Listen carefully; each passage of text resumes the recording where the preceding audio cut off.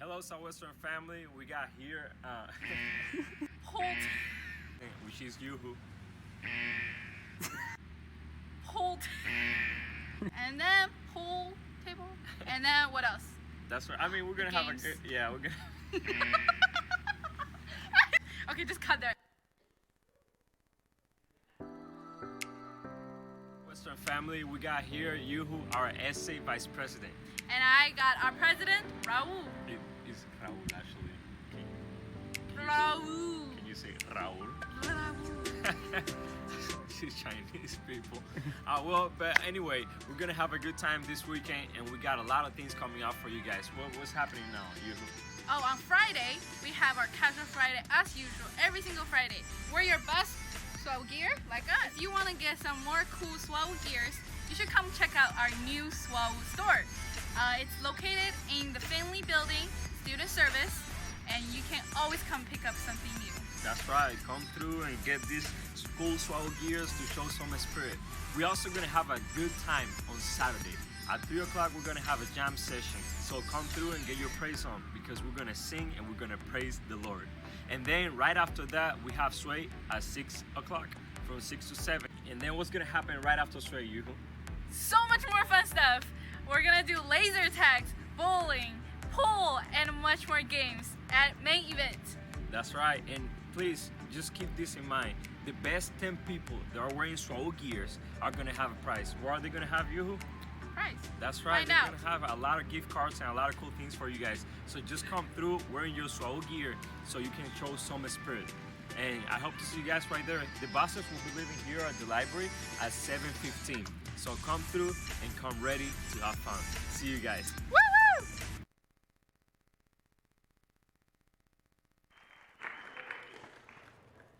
Welcome to Assembly. Main event, right? All right. Anyone that beats me in bowling Saturday night main event, I will give them $10. But you got to print out your scorecard and bring it to me. If you beat me Saturday night, I will give you $10. But let's have a word of prayer, and then Miss Janelle Rogers has an announcement before we get started. Dear Heavenly Father, thanks so much for this day. Thank you for the wonderful opportunity it is to be a Southwestern student, faculty, staff, just member of this community. Just please continue to be with us in our journey towards you. We ask for safe travels for all our University Days guests that they're here. Please help them to see Christ on our campus as they're here interacting with us and our students. We love you so much. Amen. Hello. I am Janelle Rogers. For those of you that don't know me, I'm the Human Resources Director, AKA payroll, AKA you can come and cry in my office, AKA I might cry with you. So, by a show of hands, how many of y'all are actually working on campus? All right. So, all of you that are working, keep your hands up. Keep your hands up. How many of you like to get paid for working on campus? Right? All right. Okay, you can take your hands down. The reason why I say that is because I was looking at some time cards and I noticed that y'all really love to work. I mean, I saw a time card with 121 hours.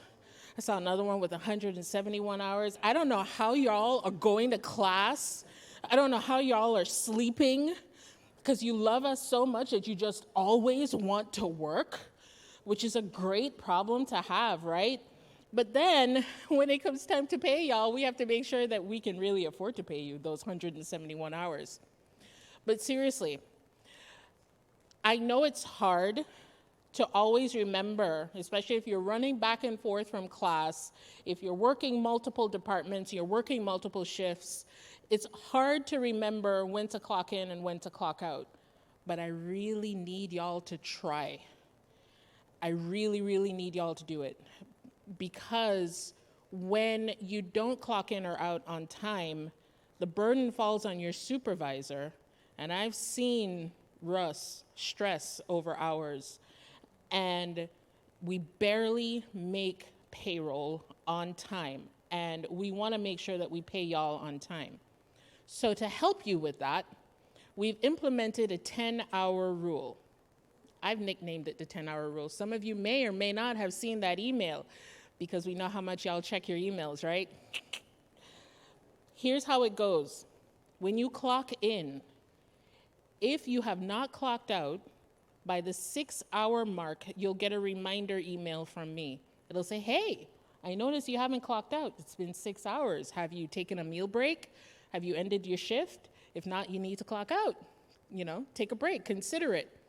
If you still have not clocked out at the 10-hour mark, the second email you'll get is saying, hey, we clocked you out, and we put an hour on your time card for that shift. I know, that hurts. The reason for that is because we don't know how long you've really worked. And it's not fair to your supervisor to spend hours trying to figure that out. So this is where we're putting it back on you. If you've really worked more than 1 hour and you get that email, then you know you need to square up with your supervisor to get your time card corrected. Or else, if you don't square up with Russ, if you don't square up with Dr. Kimbrough or Dr. England, they're going to assume that 1 hour is right, and that's what you're going to get paid for. Fair Labor Standards Act says that I have to pay you, and so we're going to pay you. And if you don't follow up with your supervisor, you're going to just get paid for that 1 hour. All right? So I really need y'all to focus on when you're clocking in or clocking out, because I want to make sure that you get paid for the actual time that you've worked. All right? Thanks. All right. Thank you. Hello, Southwestern Knights. We have a program today focusing on sleep and rest, and we need your full attention. You have seen the ads on TV or heard them on the radio for sleep experts. Well, today we have the real sleep experts with us. Come on up, panel.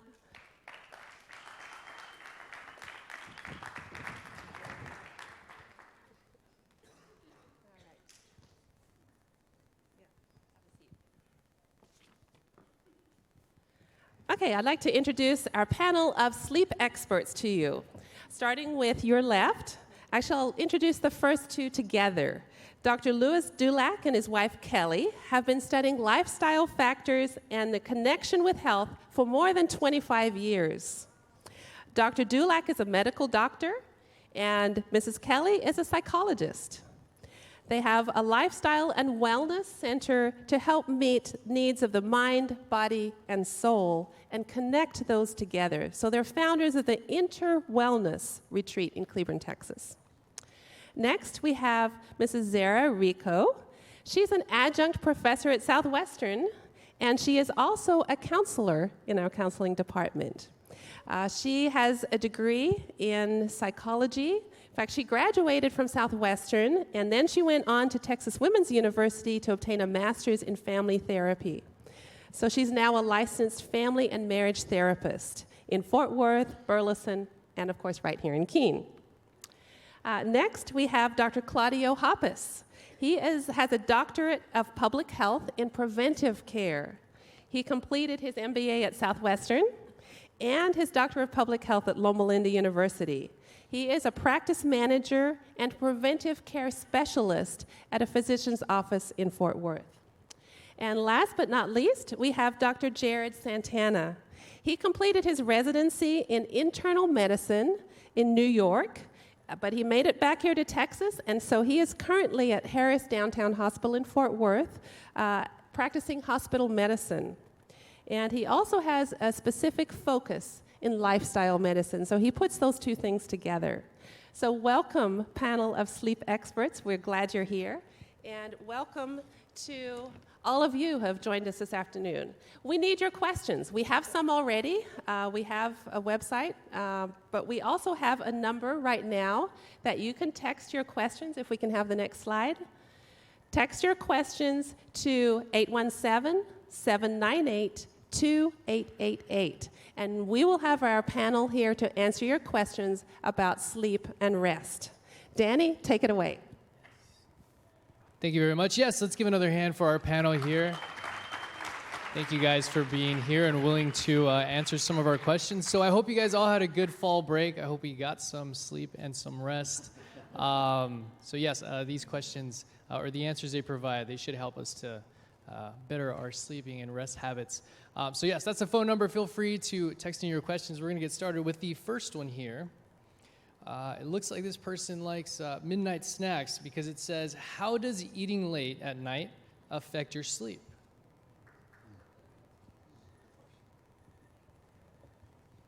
I'll start off answering that one.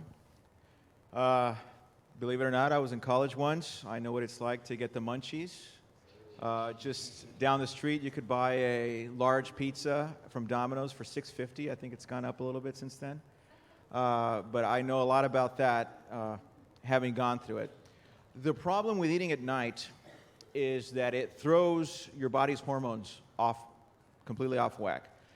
Namely your growth hormone. Growth hormone is one of the hormones that is key for you to stay young forever. You guys want to stay young forever, right? That's your feel-good.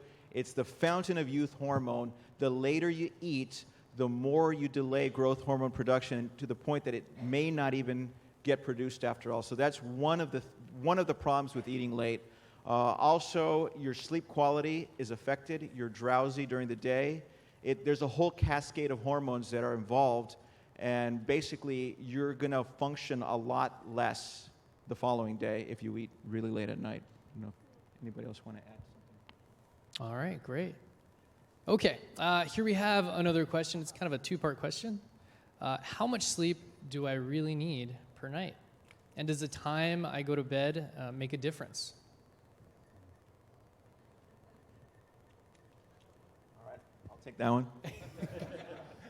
So the average American gets 6.57 minutes, 6 hours and 57 minutes of sleep per night. That's the average American, right? So there is a typical range. Everybody varies just a little bit.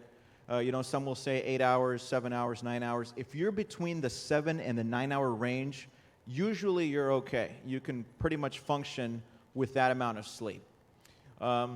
Insomnia, big problem in this country. There's more than 60 million Americans that are affected by it. And the problem is, even if you have problems falling asleep and you only get a few hours, most people aren't asking their doctors. Most people aren't looking for help. They just assume it's part of life. But the question was, how many hours is ideal, right? It's 7 to 9, just depends on the person. Okay. And that's for adults, correct? That's for adults. Right. Obviously, if you were a little baby, you would be sleeping a lot more. Maybe some of you wish you were a little baby and be able to sleep 11, 12 hours. But yeah, for adults, definitely. I think that's correct. And there was a second part to the question. Yes. Does it matter what time of night I go to bed? Yeah, so I'll take that, or unless somebody else wants to, or to add to it. So how many of you go to bed at midnight or later? Oh my. How many of you at 11, 10? Anyone go to sleep at 9? I applaud you. Yes. Good. Good job. Anybody at 8? Okay, we got it. So yes, especially at your age, it's very common. Cram, school, friends, social activities. I mean, you got all the life in the world. Go to, live as much as possible and sleep as little as possible. But you don't realize that it's like a bank account. You're taking away little by little, and it's going to hit you. You're going to go into deficit before you know it.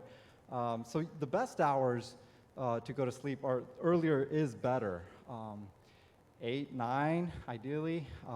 Some say, those hours are worth more before midnight, double than afterwards. And because our brain goes through cycles where it needs to go through a certain amount of cycles, if you're cutting those out by going to sleep late, and that probably means you still wake up at the same time whenever your class is, right? It's not like you can push class later if you go to bed late. You're really cutting your night short. You're not getting those full cycles of rest. In fact, it'll affect your grades. And I'll stick this in here. Maybe another question comes up later and definitely add to it. But when you go to sleep, our brain goes to play. That's when everything you've learned during the day gets processed. So if you're not giving your brain enough time to process and store and put into memory, then you won't be able to perform as well with your grades. And even with sports, your brain learns all these new techniques or new movements while you sleep. So it's putting those into memory. So if you want to be better at sports, you want to be better at music, you want to have better grades, then go to sleep earlier. Yeah. So can I add on to that? If you've taken my Gen Psych class, you know we've talked a little bit about this. If you're studying for an exam, when should you study? Anyone know? The night before? Is that the right answer? No, it is not the right answer. Wrong. If you're studying the night before and cramming all that information into your brain, you're not giving your brain enough time to process it so the next morning you can adequately answer your test questions. So you're kind of shooting yourself in the foot there. So if you want to study better, it's easier to go to sleep earlier and maybe do a review session in the morning, or 2 or 3 nights before your test, begin the study process. Nuts. I know everyone's like, what? Who does that? Who does that are going to be your A students. Please study before. Yes. All right, great. So, yes, go ahead, please. Just to add a little bit more, melatonin starts being secreted by sundown, 6 p.m. or so. It starts going at full throttle around 10 p.m. So that's where you want to catch that effect of melatonin in your body. By 3 a.m., it starts coming down. And by sunbreak, when the day starts, you have zero, not a single drop of melatonin in your blood. So that's why you want to go as early as possible to take advantage of that benefit of the melatonin in your body. Okay, great. Thank you so much. So what you're saying is we should not cram the night before or right before class, so it'll all be fresh in our minds? Not that. Do not cram. Do not cram. You're shooting yourself in the foot. If you do it, you will remember, you'll have the test, and that's it. The information is gone. It's gone. You will not remember. That means you studied just for the test. And not for the finals and not for your profession. Actually, I did this personally and due to her because she couldn't go to sleep without me. So that was good. So she would have me to go to bed with her early, and I would get up early. 3, studying 4, medicine. and study. And that was a lot more helpful. I retain a lot more. So go to bed early, wake up early, and then cram. Study. Okay. All right. I think me included, I need to change some habits. Okay. Next question. Should I take a nap during the day? And how long should the nap be? I love naps. Yes. Who loves naps? Yes, Naz. Naps. Yes. How many of you take 1 nap a day? Just 1. How about 2 naps a day? Be realistic. It's okay. 3 naps a day. Okay. So what studies have shown is that students who take naps multiple times a day and for longer than about an hour and a half, which is not where you should be, get back to that, but studies have shown that their actual GPA is lower. It does affect the amount of time you spend in class, which then affects your GPA, right? So if you're going to take a nap, aim more for like about 30 minutes, not playing Russian roulette and going to take a nap without putting an alarm on. Let's not do that. Or taking an hour and a half nap. Try to keep it to like 30-ish minutes. Pick me up nap.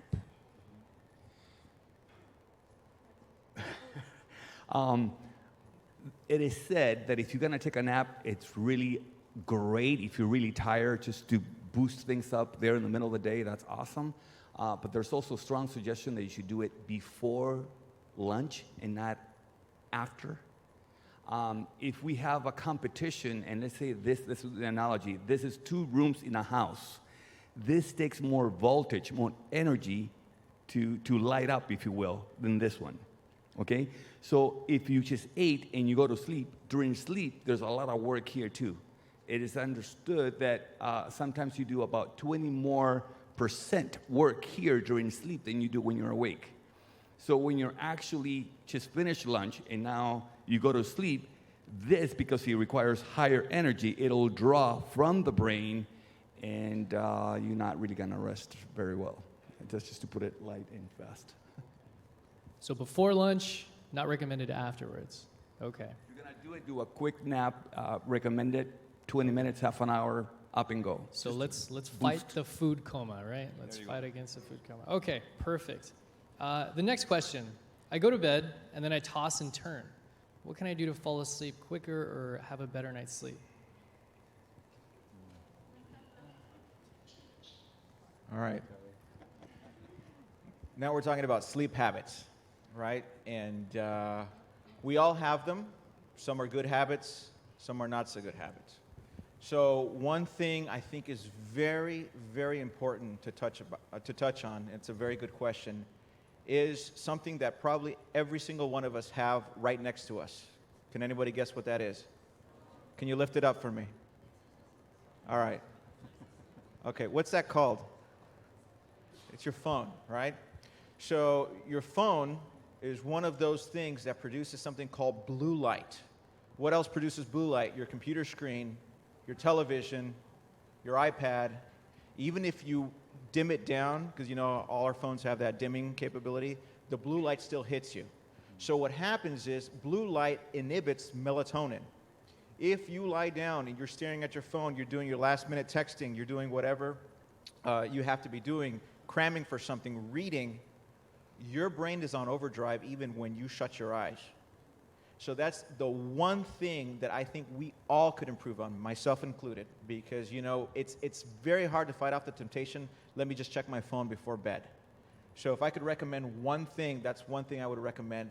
You shut off blue light 1 hour before bedtime. That's the recommended. That's one recommendation.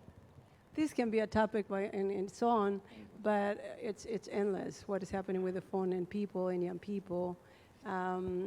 But what I can summarize and say is smartphones is making dumb people. So to kind of add to that, the whole concept of positive habits that help us sleep better is called sleep hygiene, right? So everyone has their own ritual before bed. And one of them can be turning off your phone an hour before, and then within that hour, trying to put positive habits that relax your body and let your body know, okay, now it is time to go to bed. Kind of like we do with babies and children, right? So maybe within that hour, reading or turning on a candle, turning off the lights in your room, make it nice and comfortable.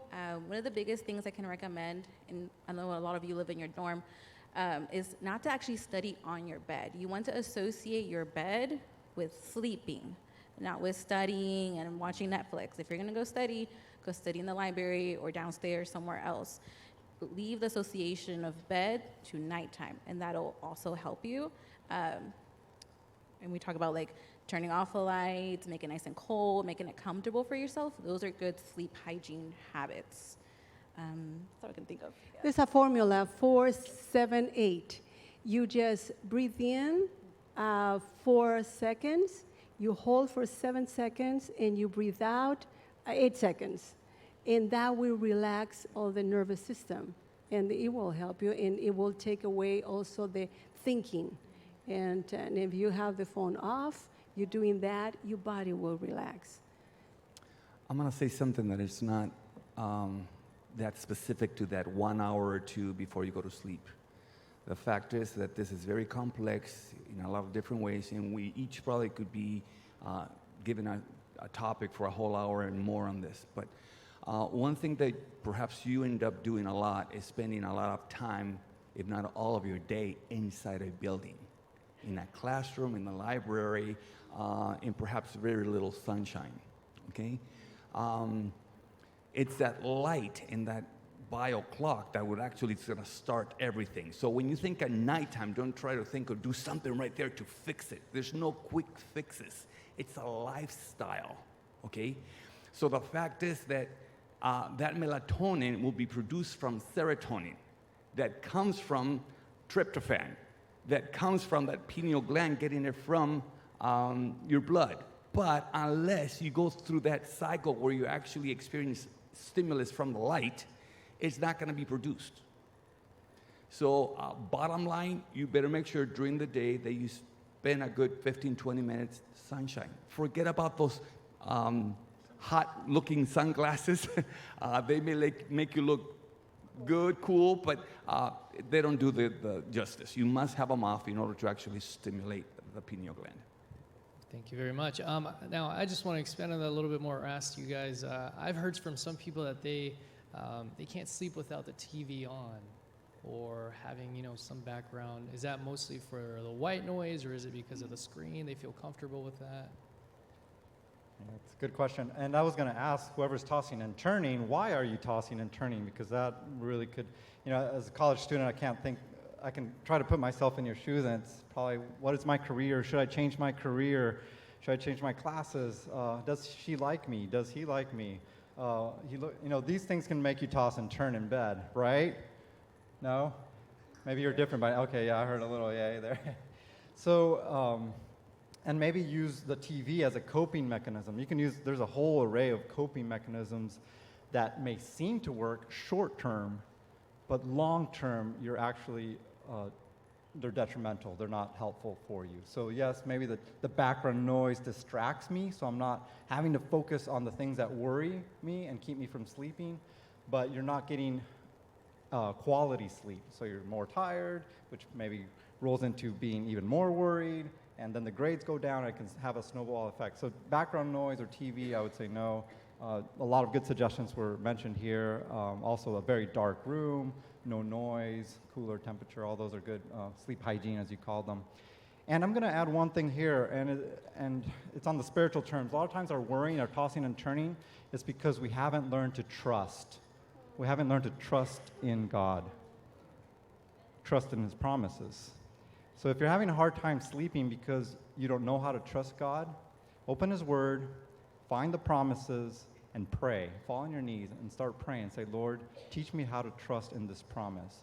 If you've told me not to worry and to learn from the birds who don't worry about who's going to feed them next, He still feeds them. I mean, He doesn't put the food in their mouth. They still have to go get it, but He feeds them every day. And if we can learn from the birds, learn to trust in God, and test Him, try it. It helps in the sleep. It helps in life. Amen. Thank you. Okay. Yes. So going along with sleep hygiene, here's this question. I think it's very important. If you've been going to sleep late for a long time, how do you start building good sleep habits? Good question. How do you change habits? That's a very good question. For me, I mean, it could be a whole lecture, but one of the key things for me when I try to help people is plan. If you're not going to sit down and have a plan for it, you're not going to execute the plan. So find a way to, what's keeping you from going to bed early, write down what you do right before you go to sleep, and knock out something out and say, this is my new time, and start making that your goal. SMART goals, look it up. You can Google what are SMART goals and follow that and give that a try. Changing a habit is not easy, and changing this pattern of sleep is not easy. You have to be 2-3 days really exhausted and tired, and not to have a nap, and to be able to catch the new habit. But if you go to bed and you're not sleeping, and then you take a nap, you won't be tired, and then you will go to bed late, and then it's a cycle. It's a mad cycle. You have to just like a baby. The babies, they have to be awake, to be tired, and then your body will catch up with the new habit. But be ready to fight. The icon of here, the university. So it is a night. A night. I love that. A night. A night is a fighter. A night is character. A night is discipline. A night is. I just love that. I really love. And to be able to have this habit of sleeping and go to bed, you need to be a night, because there's a lot of things that are going to pull you. You need to have that discipline, that desire to do well, that desire to be healthy, that desire to and to have the discipline to do it. And in that way you can change the habits. You can make it happen. Just to add to what Claudia said about making a plan, one of the things that really helps is having a bedtime routine. And so you develop a routine. You say, okay, first, 9 o'clock hits, I'm going to brush my teeth, and I'm going to read for 10 minutes, or I'm going to call my mom, or whatever it is. You build it into a routine because you're trying to retrain your brain that at a certain time, after all these things have been done, it's time to sleep. And so people that develop it into a routine have a lot better chances of developing that new habit than those who don't. I truly value everything that's being said, that has been said on this matter, but I want to add a little point here. What's your purpose? Why do you want to go to bed early? If it's just because tomorrow morning I need to get up because I need to do this and that, that'll come and go, okay? I wish we would all had a higher purpose. I'm not going to give you that right now or anything like that, but have a higher reason bigger than yourself. If it's just, well, I'm going to try, see if it works, maybe I'll get better grades, make something better understanding how this will influence your whole entire life for better. Once you understand that and you embrace that, you're more likely able to change. Otherwise, it'll be a very temporary thing. Great, thank you. So yes, from what you said, it's going to take time to build these habits. It's not just going to change overnight.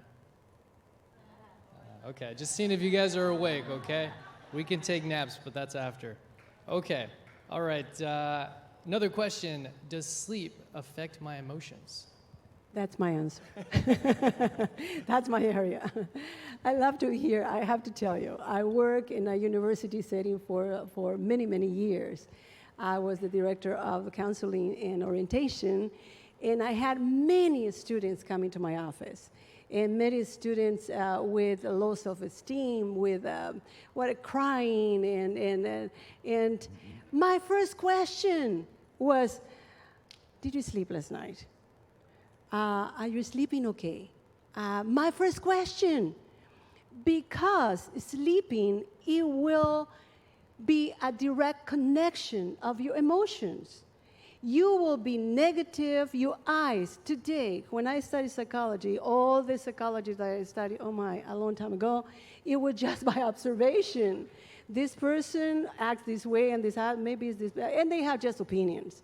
Today, they can see the brain inside with all this MRI and EEG and all these tests that actually they can't even see if you're a Republican or a Democrat. Really, they can. That means they can see if you slept, if you didn't sleep, and they can see it, of the activity inside and what is affecting, what is happening inside. It's fascinating. The world inside your skin, the world inside here, at nighttime, it's very busy. It's a fascinating machine. It is restoring the tissues. It's getting detox in the brain. The brain is getting detox. The brain is learning. It's a very busy world inside, that it happens only when you're sleeping. Only when you're sleeping.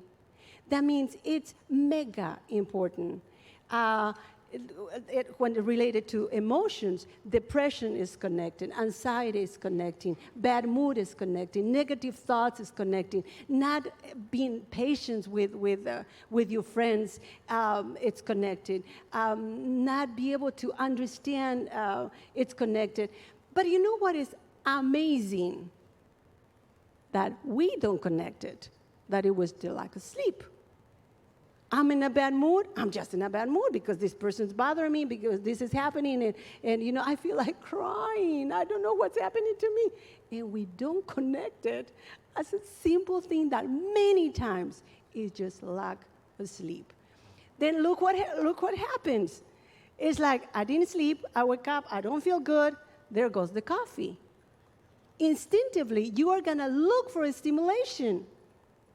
And you're gonna, the coffee, I don't know how, and the monsters and I don't know, I don't even know the names, but there's a lot of monsters out there that are gonna really hurt you, and it's gonna pump you, it's gonna give you the stimulation, but your brain is going wild, and you will pay the consequences. I wanna ask you a question. Please answer. How many of you know that sleeping, it is important? Please answer. Okay, I'm going to change. How many of you think that sleeping is not important? Wow, that means all of you, we should not be here, you know. But I'm going to ask you another question. Why you don't go to bed early? Why? Don't tell me that I need to study. It's because of many reasons. We don't pay attention. We don't connect. We don't see it as important.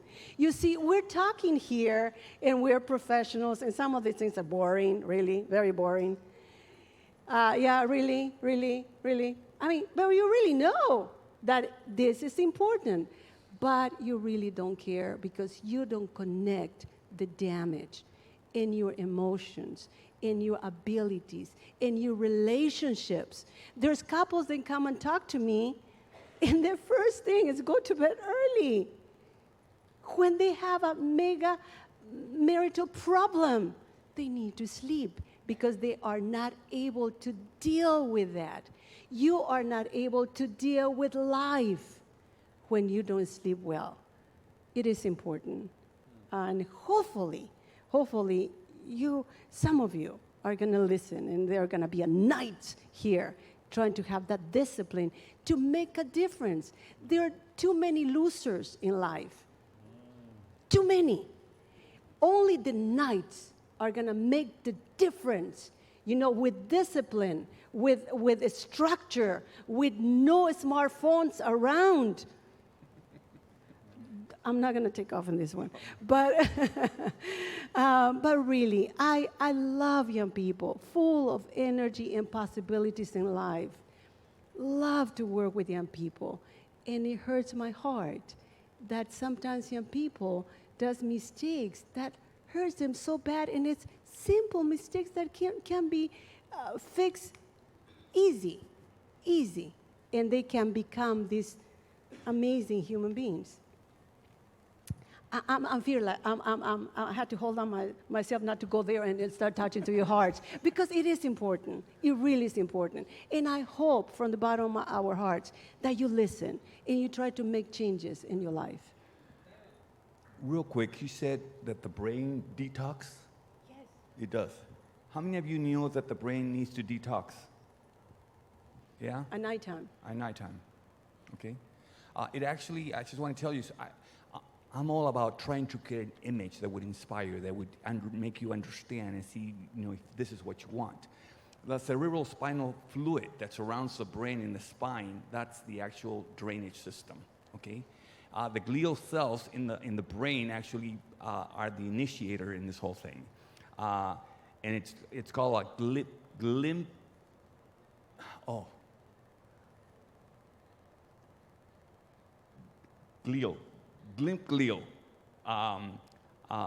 cells that actually are involved in this whole process.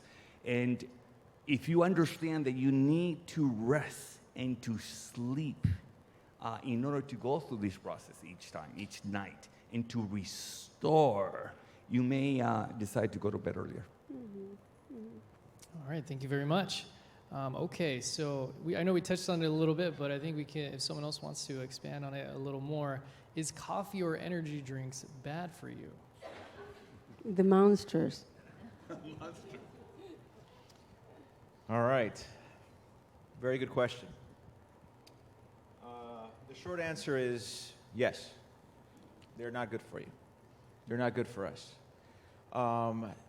We have two main systems in our body, in our nervous system. We have the sympathetic and the parasympathetic. I'm not going to bore you with details, but one of them is your fight and flight response. The other one is kind of the relaxing, repairing.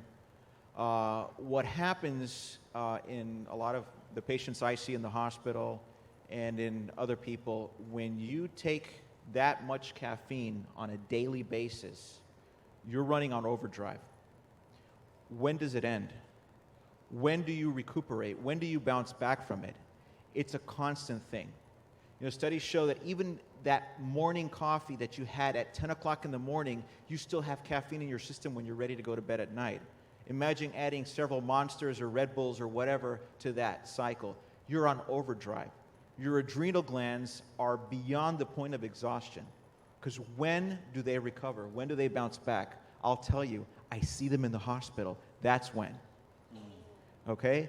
And I can't tell you how many college kids I see with caffeine overdoses, Monster overdoses, Red Bull. You know, I had one girl not too long ago, she had 6 on a dare, and she ends up with liver failure.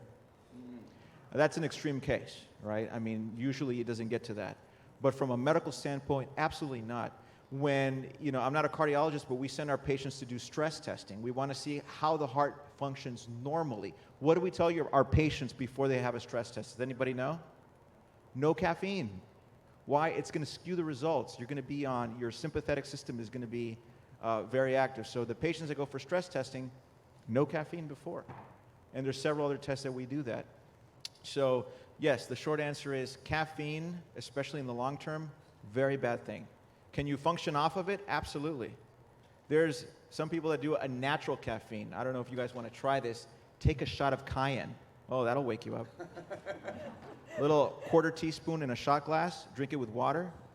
It increases your blood flow, increases your heart rate. It'll wake you up. And the side effects? None. Not like caffeine. All right, thank you very much. All right, guys, let's go get some cayenne pepper after this.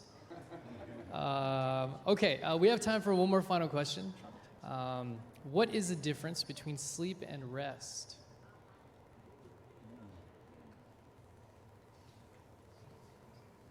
It's a good question, and maybe there's different ways to attack it, and maybe the panel here can have different takes on it. But when I think of sleep, I think of nighttime, appropriate sleep, and rest. I'll quote one of my favorite doctors who says we should all take vitamin R. And just like in vitamin B, there's B6 and B12 and so forth.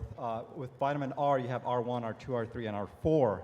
R1 being our rest or our sleep on a daily basis at nighttime with appropriate hours, quantities, and good quality and early. R2 is the rest that we need on a weekly basis. And this is not just from the Bible where we see that God rested on the 7th day, but during the war and in the French Revolution, in both cases, they looked at cycles of productivity and they found that nature itself, humanity, has a cycle. Fruit flies have a cycle, and it's a 7-day cycle. So nature has a cycle, and it's one of the biggest testaments that there is a creator who created the world in 6 days and rested on the 7th day. R3 is recreation, and this is recreation, not W-R-E-C-K, recreation. Number one form of recreation in America and around the world, what do you think it is? Screens, TVs, YouTube, Facebook. That's the type of recreation we tend to use the most. That's not the kind that our body needs or that God wants for us. So that's R3. And R4 is meditation. The world has transformed it through worldly meditation, and it puts our brain into delta waves, which is a very deep wave. We won't go into that, but it's a restful way that our brain can go in that way. But the best way that has no side effects, because the research finds, yes, meditation is good on a short term, but long term it's detrimental. So don't do any of the Eastern forms of meditation. It's bad for you. Take my word for it. Or look it up on science. You'll find it there too. Not all of them, because they only look at the good things and they ignore the bad things, and it's poor science actually. But prayer, deep prayer on your knees, pleading to God to help you pass that test, that kind of prayer, you know, the one where you're really connecting with God, that puts us in some of the deepest delta waves possible. So much better meditation or good health for our brain. So scientifically, prayer is good for you. So there you have it, R, 1, 2, and 3, and 4. All right, thank you very much. Thank you, Danny, and thank you to our panel for this afternoon.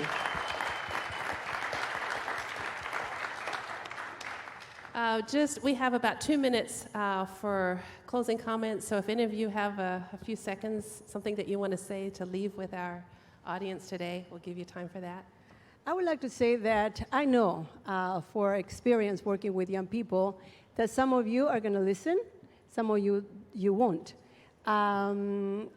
But with experience, I have seen, studying the 4 years of the career, the people, the students, the young people, that they try to be that disciplined, that focus, that, the development of that brain, of that mind, of that person, it just makes a difference. If you want to stand out and like be different, doing the things right, start going to bed early and turning off your phone, and you'll see the difference in your life. You're going to start making a difference from the rest of the crowd. So I know college is hard and stressful, and you have 1,000 assignments, and they're due at midnight, so you're like, what am I to do, all right? I just want you guys to know that there is a strong correlation between depression and anxiety and sleep. They kind of like all correlate into each other. So if you find yourself at night not being able to go to sleep, you're doing all these things, you're like, I'm trying to be better, but I just can't go to sleep. These thoughts are just keeping me up at night and just tossing and turning because I'm so worried about my test and all the 1,000 other things I have to do, pay bills, go to work. Those thoughts don't just magically go away. As you grow older, those thoughts kind of increase sometimes. More bills and more things to do, yes? So if you feel yourself in that pattern, just know that on campus, not just me, but other people are here to help you with those things. Reach out. You don't have to fight that battle on your own. Reach out to your friends. Reach out to your parents. You're not the only one that has ever suffered from thoughts that keep you up at night. So you're not alone on this battle, and we just wanted you to know how to better help you with that. And if you try and you're still struggling, then please reach out to someone. Good advice. Anyone else? I remember being in your seats. In fact, I used to sit somewhere around over there when I was a student here. Yeah, right about there. So I know it's a challenge. It'll be a challenge tonight. It'll be a challenge next week, next month, and for the rest of your life. Doing the right thing is a challenge, but keep on the fight. And what I would like to share is that, put it into perspective.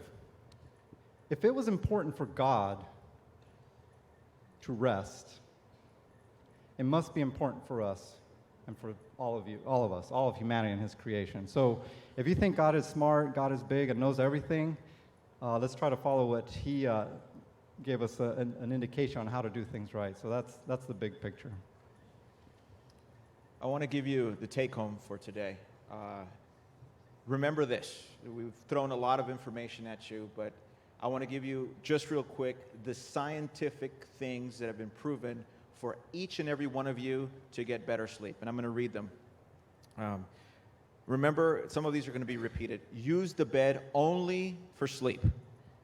Establish some routines. Take a warm bath before bed, but keep your feet warm at night. Keep your body cool. So you want to keep your body cool, but your extremities warm. That'll help with melatonin. Like Dr. Dulac said, increase your daytime exposure to light. That is huge. Stop any stimulation before bedtime. That includes audio and visual. Avoid alcohol. We at SWAO don't have that problem. Avoid high-salt foods at bedtime. Weight reduction helps. Avoiding caffeine. No late-night snacking. And stop worrying. All right. Do you have full seconds? Just a few minutes before I came up here, I realized, it just came to my mind, that this is God's way of making a difference in our lives here in this world through the time that we spend in rest and sleep. And I want to leave you with CPR. To clean, C, clean. P is what? I actually wrote it, not to forget, and I did. To protect your brain, and R is to restore. And it was just a few minutes ago, and I just thought, wow, that's God's way of giving us CPR within 24 hours, mini CPR, to bring us back to light, to alive, to engage with Him and with each other and keep learning. It's His way of doing that. I hope we don't miss out on that process and take advantage of it the way we should. God bless. Thank you. And before we close, we do not have cayenne to give you when you leave, but we do have a sleep mask to give you when you leave. So pick up one of these at the door. Pastor Ress, come and finish with prayer.